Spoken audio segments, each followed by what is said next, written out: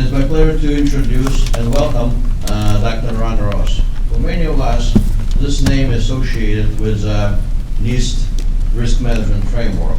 He's the father of this framework. This framework helps companies to establish methodologies to protect their information assets. And its widespread adoption talks for itself for its success. So Dr. Ross has 2 grown-up children, but probably NIST framework is most famous of his other children and his creations. Dr. Ross graduated from United States Military Academy in West Point and had a successful career in the U.S. Army for 20 years. Currently, he is project leader for creation of yet new implementation of FISMA, which is Information Security Act, which was signed into law relatively recently. So this implementation framework will allow companies to create secure standards to protect the will allow the U.S. federal government and contractors and people who participate in the critical information infrastructure to protect the information assets. With that, I would like to welcome Dr. Ross. Let's see if I can get some video. Ready for the flight. Except I'm not getting video through here yet. No, it's in one display. No pressure. Yeah, I know. No pressure. Give me a second. I'll get a different machine. Well, thank you all. While we're waiting to get the slide deck up, it's a pleasure to be here. I was speaking at up in Connecticut, an ISACA event a couple years ago, and one of the folks said we should do a joint conference like this with all the different groups. And sure enough, they pulled it off, and it's just great to bring all of these associations together because our cybersecurity issues, as Tim just talked about, there could be nothing more important today for a company's survival. And I was just listening, we had this really bad couple of years in the federal government with some of the cyber attacks. The most recent one was the, go ahead.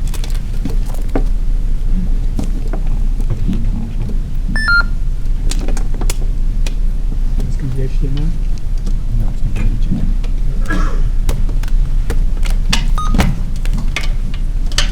I can actually do this talk without slides too, if we need to. I've done it so many times. But we had the OPM breach recently, and in fact, I've been a victim of several breaches in the past year. I have a top secret clearance, so I was part of the OPM, what they call the SF86 database, where that whole database was compromised. I also, having a top secret clearance, that was one. Then I'm also part of the as a federal employee, we have our healthcare records with the Anthem database, and that was the second one. The only one I wasn't a part of was the Ashley Madison, which I was very thankful for. But the danger of these breaches today and the compromise, it's not just giving people credit card protection. We have serious adversaries out there who intend to do great damage. This recent database that was compromised from OPM has a lot of critical data. When you get a top secret clearance, they do background investigations on you, and they go back to my high school days. And I'm 64 years old.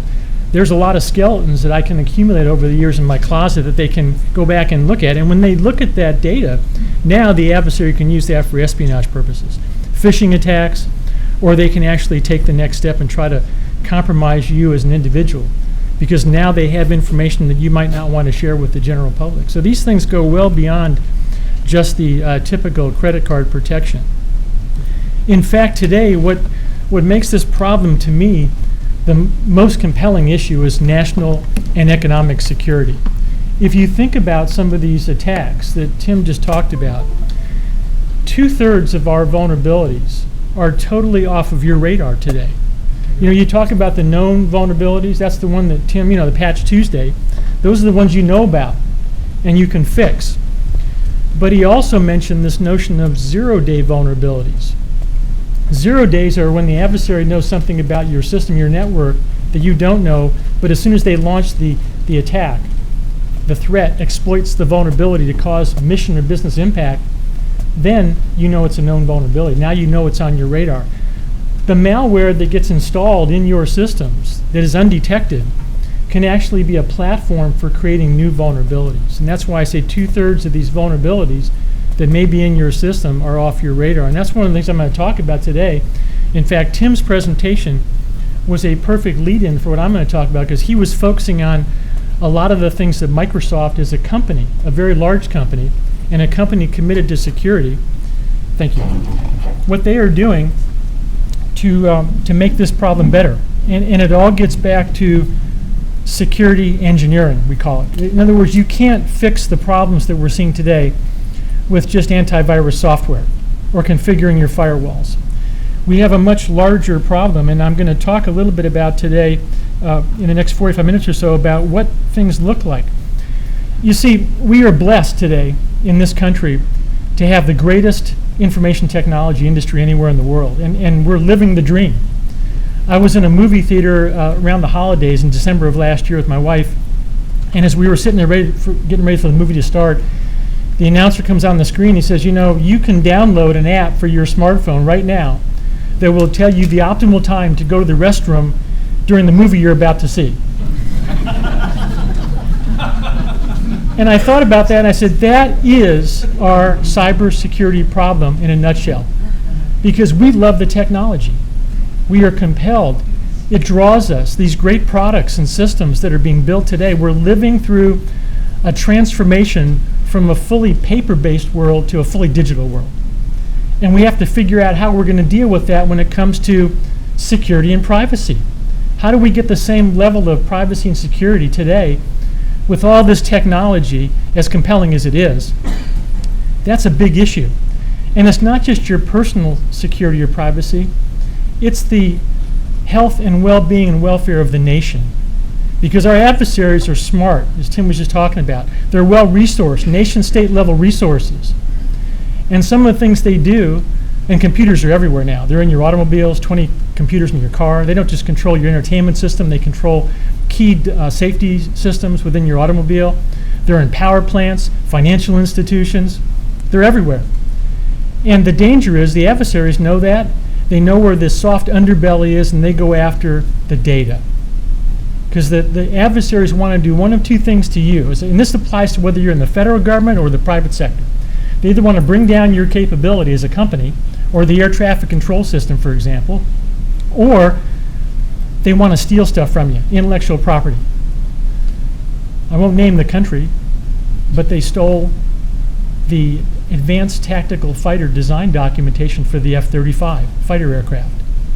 You see, if the adversary gets those plans, those designs, before we have a chance to build that aircraft, then our pilots, they're already working on countermeasures. And when our pilots go into combat operations, they are going to be up against an adversary that already has the fix for that.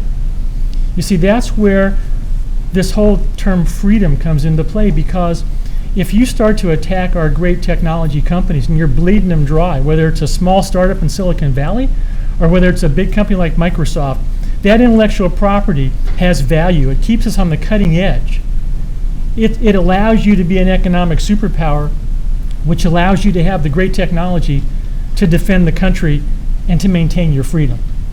So when we talk about why we're passionate at NIST about this problem, that's the reason. It's not about just firewalls or implementing security controls. This is about a big, big national level problem that transcends public and private sector, and that's why we're working so hard to try to get something done about it.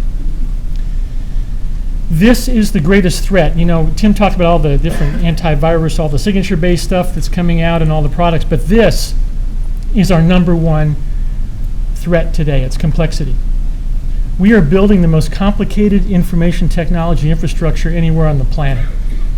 It consists of hardware, firmware, software, systems, incredibly complicated, millions and millions of lines of code in operating systems, in firmware, in middleware, in applications, millions and millions of new apps on your smartphones and your tablets.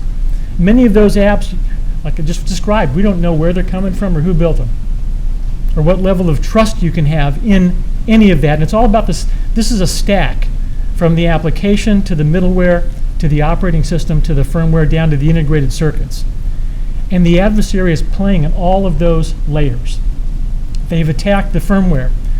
In fact, now the basic input-output system, the firmware that boots up your operating system, we've had to develop some security controls that allow you to do a digital signature to make sure that the integrity of that firmware is maintained. And we have supply chain concerns. Who's building the chips? The Navy, not too long ago, took delivery of some computer chips that had been compromised already at that level. You see, so complexity is something that we have to learn how to manage and reduce. And that goes counter to our culture. Because when you want that app for your smartphone that tells you the optimal time to go to the restroom, that's one vendor's feature, but it's an adversary's increased attack surface. And you saw Tim explained the Microsoft SDL in the last hour, and one of those things they do is threat modeling, and they do attack surface reduction. They try to reduce the amount of surface that the adversary has to attack you. And that's something that we can't solve at the federal government level.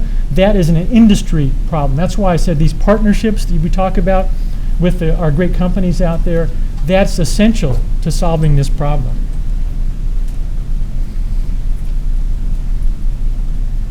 Well, this just gives you a sense, reinforcing what you heard last hour. In a typical operating system today, whether it's Windows or the iOS, the Apple operating system, 50 million lines of code is not unusual. And these are numbers that come out of the industry best practices and industry standards. This is for a CMM Level 3 software development effort, which this is the Carnegie Mellon Software Engineering Institute maturity model. And the Level 3 is about a mid-grade developer. They're not ultimately mature, but they're not just starting out in the coding business. So they're somewhere in between as far as their maturity of developing software. In 50 million lines of code, every 1,000 lines of code has an average of 4.9 flaws, weaknesses or deficiencies in the code. And so that, if you extrapolate that out to 50 million lines of code, you get 245,000 weaknesses or deficiencies just in that 50 million lines of code. And about 1 to 5% of those weaknesses or deficiencies end up being security vulnerabilities. So by the time it gets to the operations folks, the CISOs and all their staff, they're looking at 2,400 to 12,200 potential vulnerabilities. That's the problem. It's complexity. And so our paradigm up to this point is to identify vulnerabilities and then, like a whack-a-mole, try to fix them. The problem is that attack surface gets bigger and bigger, driven by our culture and by our thirst and our appetite for technology. That is not a strategy that is going to be a winning strategy long term. That's why what Tim talked about last hour, the SDL and the 27034, and we're going to continue that discussion now, is the only way to fix this problem, is to engineer and build stronger, more penetration-resistant software, and also be able to limit the damage the adversary can do once they get in. So I term this as the N+1 vulnerabilities problem. You can fix every vulnerability that you find on the CVE list or anything you can come up with, and I'm going to bring you one more tomorrow. Why? Because your attack surface is bigger than you can manage. That's the problem we have to solve. Well, we have a saying, at NIST, we were just a bunch of scientists and engineers. So when culture clashes with science, we know one thing: science always wins. Complexity theory is what it is. The laws of physics are what they are. The reason why airplanes don't crash very often, and when you go across a bridge, whether it's in New York or in Washington, D.C., you have a high probability of making it from one side of the bridge to the other in one piece, is because they're designed and they're built by competent people, qualified engineers, scientists, applying the principles of physics and engineering. We should be able to do that same type of mindset with regard to our software and our systems, because they're everywhere now. And this is the time when we have to change the dialogue and change the way we do business, from chasing our tail and running around with our hair on fire trying to fix every vulnerability, to actually building stronger, more penetration-resistant systems. There's an above the waterline discussion and below the waterline. When you talk about doing good housekeeping, cybersecurity hygiene, where you do an inventory, you know what's on your network, you count your boxes, you have all that inventory stuff done, you patch regularly, and you configure all your products. to make them as secure as they can be. That's above the waterline. That's things that you can feel and touch, and things you can impact on your level at the organization level, something users can actually affect. But there's a whole lot of stuff that goes on below the waterline. That's where the Microsofts and the Oracles and all the companies that produce software and systems and Intels of the world, that's a below the waterline discussion. That says how good is the software or the hardware or the firmware that you're building? How good is it? And that's a different discussion. So the answer is you have to do both. And you have to be able to walk and chew gum at the same time. And we're not always doing that today. So when you look at where we are today, and it is true, antivirus software is still very, very effective. And as Tim said, it doesn't catch everything because that polymorphism that he described where the adversary tweaks 1 bit or 2 bits or a byte, and they can change the signature properties of the malware, that is a game that we will never win because they are always going to have the upper hand. So what do? Well, you continue to do all the signatures that you can, and there's a lot of new techniques, behavioral-based things that are going on, some of the innovation that the antivirus software companies are doing today. That's all good stuff. But ultimately, you have to have a 3-pronged approach. You have to be able to harden the target. And one of the things you heard last hour, passwords are an extremely weak form of authentication.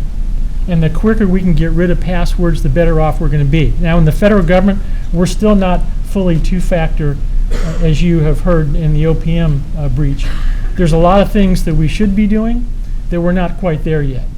So this is not a discussion that someone can stand up and preach to you, but I'm telling you, 2-factor authentication, where you have 2 different factors, where there's something you know, something you have in your possession, like your ATM card. That's 2-factor, the card and the PIN.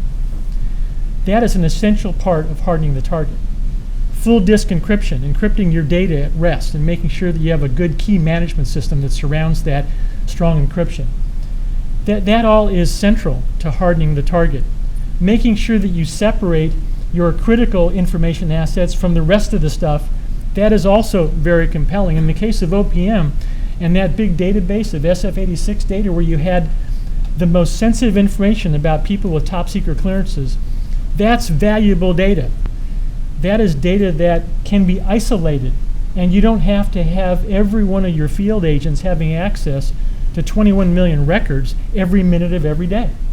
Most big databases don't have to be accessible to every person in the company. You can isolate things that are critical for day-to-day operations, and that's another design principle of trust technology, where you separate critical assets into their own domain, and then you apply stronger protections for that particular domain. So hardening the target is the first order of business. But we know, having looked at, I get to look at classified threat information as well as all the other threat data that people see. And we know that a small percentage of attacks will get through, even if you do everything right. You know, you can do all the blocking and tackling and maybe stop 80 to 90% of those routine attacks that we see over and over and over again. But the adversary, because the attack surface is so large, they will always find a place to get in if they work hard enough to get in. And in that case, we have to go to the second layer of protection, and that would be limiting the damage the adversary can do once they get in. They're now in.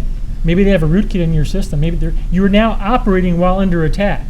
And your job is to keep the mission or the business alive while you're under attack. And the way you can limit the damage, there are 2 ways to do it. You can limit the time the adversary is on target. They have to have time to do the exploit, take advantage of it.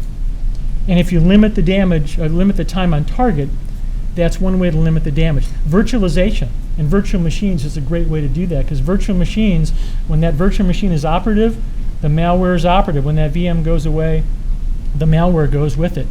And so by churning the infrastructure with virtualization, you can actually make it very difficult for the adversary to have a lot of time to do damage. The other thing you can do is horizontal movement. In the case of a lot of these breaches that you see, they compromise weak credentials, like a password, they get in, then they escalate their privileges, and then they move laterally across the entire system or the network, and then they sometimes jump across to other systems. We see that all the time. By good architecture and engineering, you can make it impossible for them to do that. They may be able to get in. And I use the oil tanker example. In the old days, if you got hit in the tanker, it spilled the entire load. Over time, they built compartments in that tanker. So if you get hit in one section, it spills a small segment of the oil, but not the whole load. That's the same theory. Come in, if you breach me here, I'm going to cede this part. If I have a 21 million record database, maybe I'll give you 1,000 records or 10,000, but you're not going to get 21 million. You see, you have to be able to limit the damage. This is the real world that we live in. There is no perfect security. Security is an emergent property of a system, and it comes from good design and good engineering. The last thing after you limit the damage, you have to make the system survivable, and that goes to resiliency. And we have many new controls in our control catalog that deal with resiliency issues. Where do I get what happens when the malware gets so bad that my system grinds to a halt? How do I do that? How do I deal with that? How do I save the business or the mission? Some of the missions in the federal space are critical to the nation's survival. But every company is in that same boat. It's critical to their survival as a company. And you have to have a game plan in place, whether it's continuity of operations or contingency planning, to make that mission or that business resilient and survive in a world that's hostile and dependent on information technology. So the way we do that is we have good security and software engineering. And that's going to get to the place that we want to end up today. If you look at the way we do security today, we're doing things really backwards. But it's not unusual because this business grew from the system level up to the enterprise.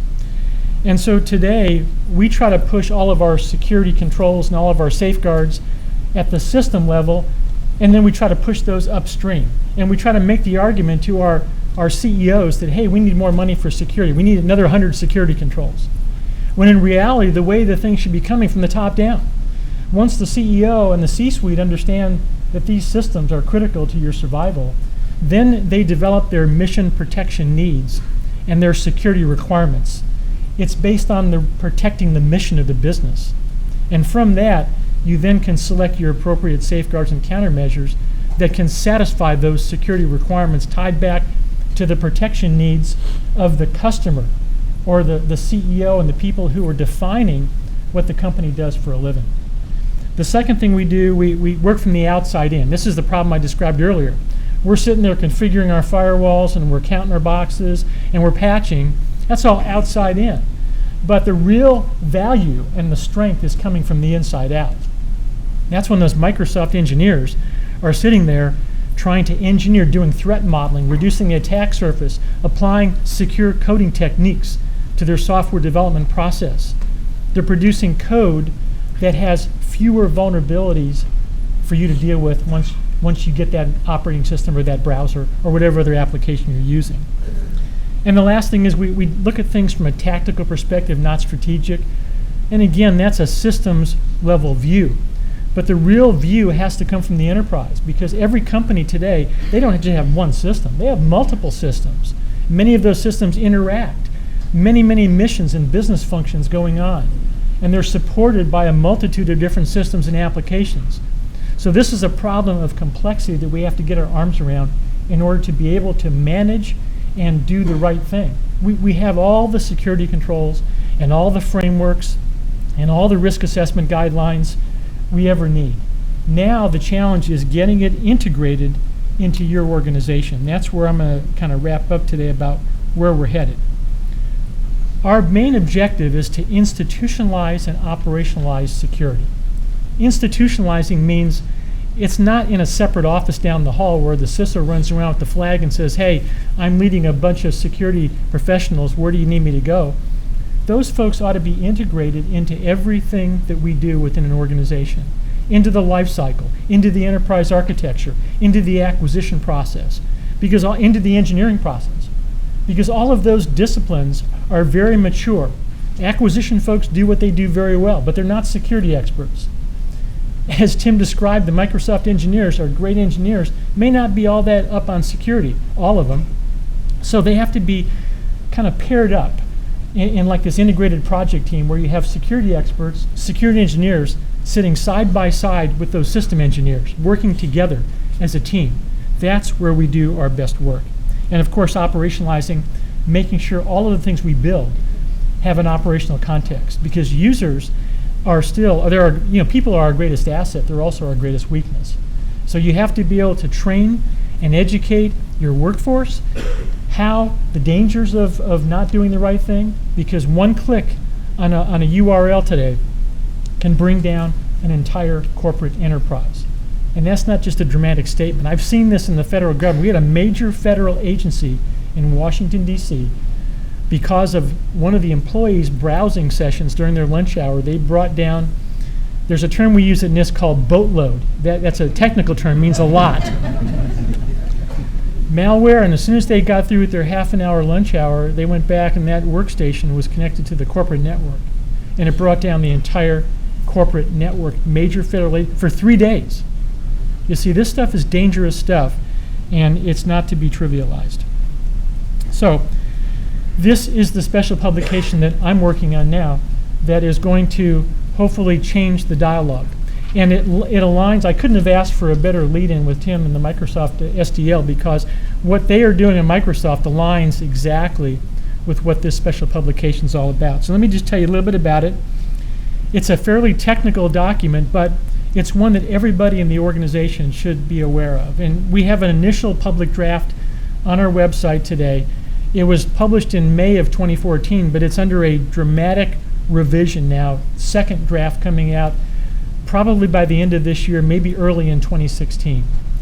And what we're doing is we're trying to get our arms around, we call it the command and control of the security space. In a military operation, the commander, whether it's a theater commander or a division commander, brigade, they have a command and control from the top level generals or admirals all the way down to the folks in the submarines or on the ships or in the tanks on the battlefield.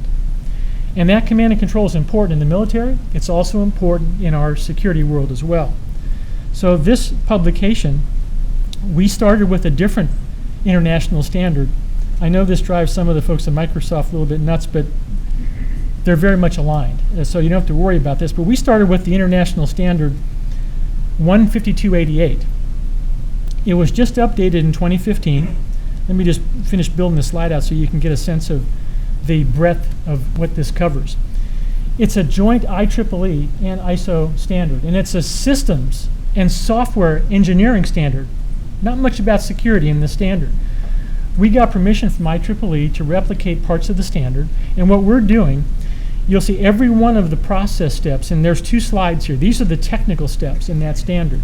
We're taking every one of those steps and we're building out the security activities and the tasks that are necessary to build security into the organization and the systems. This is going to solve the problem, hopefully once and for all, of when do I deploy my security controls? What security controls do I pick? What safeguards do I need? And you can see from these, and these are sequential process steps, but they're also iterative at the same time. Look at the very first 2 steps. That reinforces what I said before, how we do things from the bottom up instead of the top down. The first 2 steps, mission or business analysis. This is where the security engineering team sits down with the mission and business owners.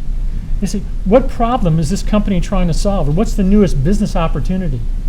And you work through that analysis of the mission and the business before you ever start talking about security.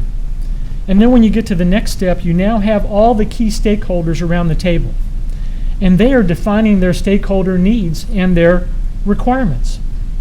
We still haven't talked about security, but now we're starting to put the people at the table with the folks who are defining the mission and the business needs. And this is where the initial dialogue is taking place.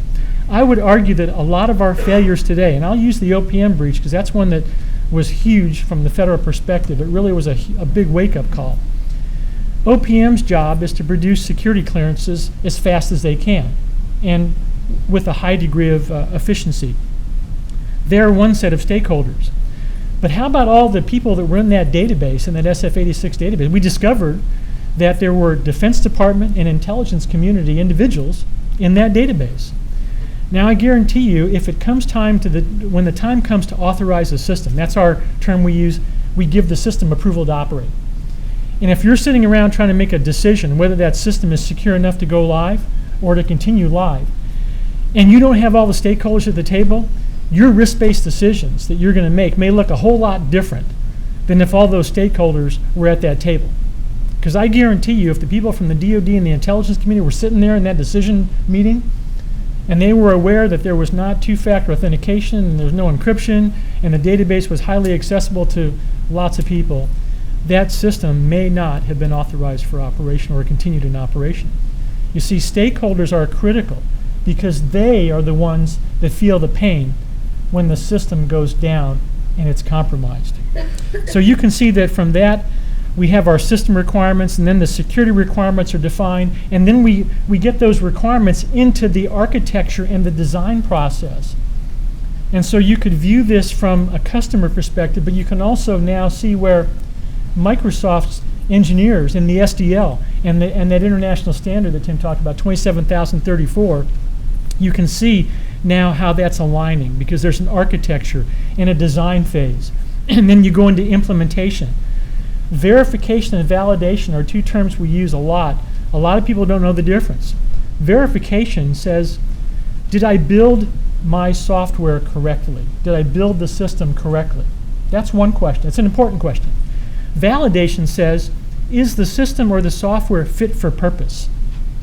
You can build a great weapon system that can be highly ineffective because it doesn't have the throw weight to kill the target, for example. You can build anything very well, but it may not be the right thing to do the job. So verification and validation are two different questions, and that's part of this process as well. And you can see we go deep into the operations and sustainment part of the process. So we hit the operators that you heard about last hour. You see, security is not just a one-time thing. It permeates through the entire organization. And now, the other of the 30 processes, 14 of those were technical. These are all the non-technical process steps.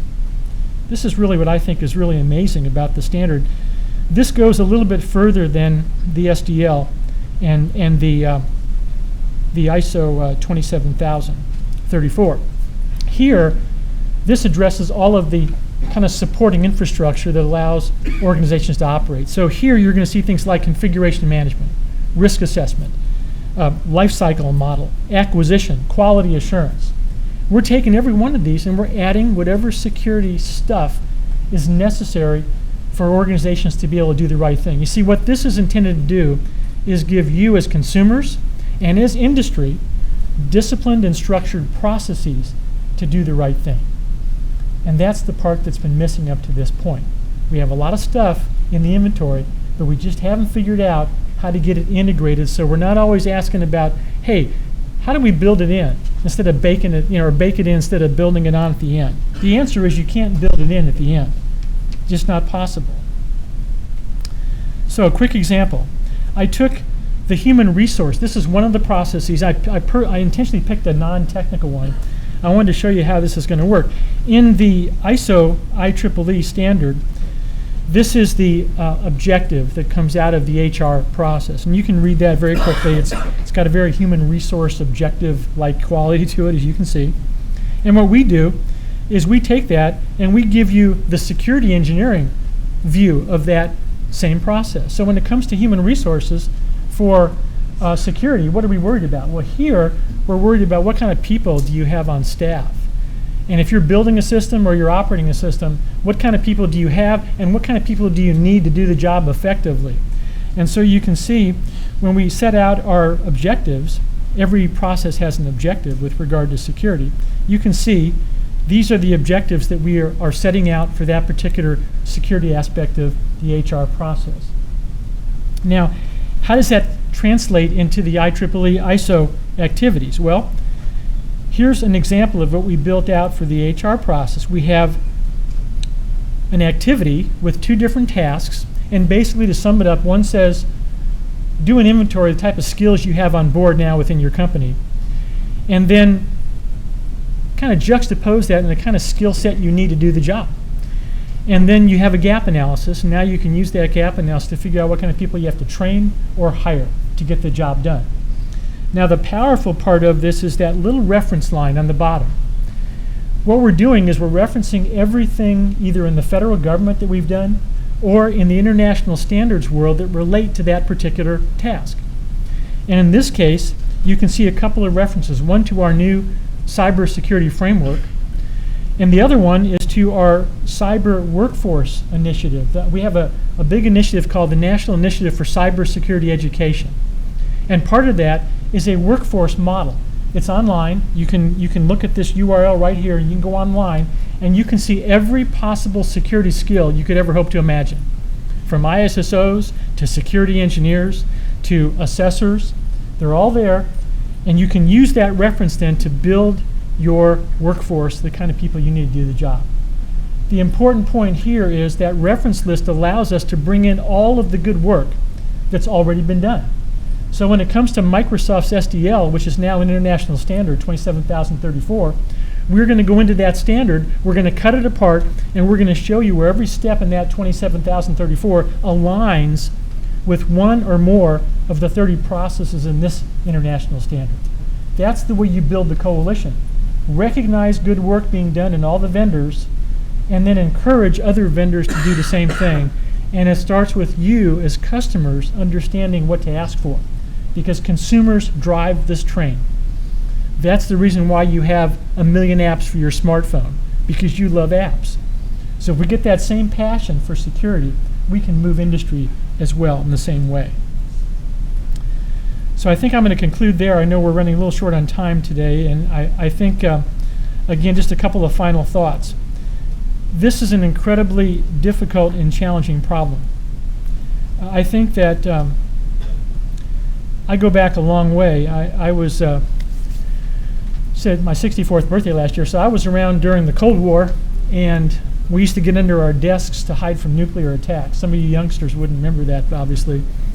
But during the Cold War in 1961, when we had the Cuban Missile Crisis, we were in a standoff. There was with the Soviet Union, and there was a missile crisis, and President Kennedy had a very famous speech at that time, and he said we're going to go to the moon and do other things before the end of this decade, not because they are easy, but because they are hard. That was a challenge. That was a visionary statement that challenged the best and the brightest of what we do as Americans. We innovate. We're always up for the tough challenge. The challenge today with cybersecurity is every bit as important as that challenge back in the Cold War. Because if we fail to act now and build the things we need to build and strengthen the infrastructure that's part of our critical infrastructure, then we are going to continue to see the degradation of our great companies as they lose billions and maybe even up to $1 trillion in intellectual property, and our national defense starts to degrade because of that same reason. That's the compelling nature of our business. We have to be able to build it right on one side and then continuously monitor on the other side. And I've given you just a few little things on this slide that talk to those different principles and practices. So it's a game that all of us can be involved in. I would argue that every one of you is on the front line of the cyber battles that take place every day, because now, with the malware that you heard about last hour, they can bring the fight right to your desktop. That's the scary part of this business. Asymmetric warfare means that somebody with a laptop 10,000 miles away can go out and use the slide you saw last hour and download that kit and do great damage to you pretty easily today. So you can't just patch your way out of this problem. You got to fundamentally strengthen what we're trying to build and deploy on the infrastructure. Again, this is a powerful team. Best and brightest, government, academia, and our great industry. We've always risen to the challenge. I want to thank you very much. This is a great opportunity for you guys today. There's a lot of great sessions. Thank you for being such a patient audience today. Appreciate it very much. Thank you.